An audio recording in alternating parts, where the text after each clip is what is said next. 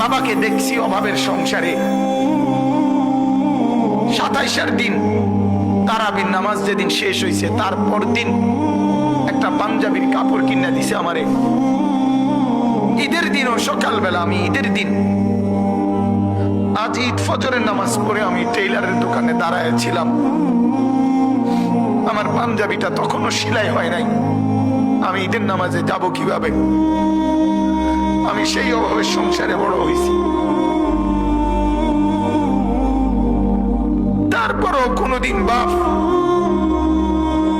অবৈধ রোজগারের পিছনে যায় নাই। এক মসজিদের ইমামতি করছে 43 বছর। আব্বা এক মসজিদে নামাজ পড়াইছে, এক মসজিদ। 43 বছর এক মসজিদের ইমাম ছিল আমার বাপ। এটা বোঝা উচিত নিজের সন্তানকে গুনাহের রোজগারের উপরে নামাই দিয়ে কেমনে সুখ আসবে?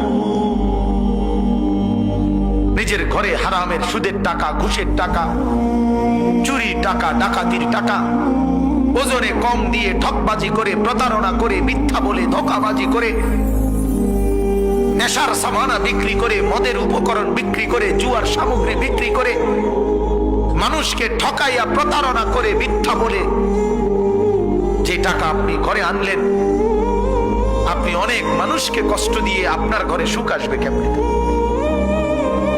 বলেন? আল্লাহ আমাদেরকে বুঝার তৌফিক দান করুন।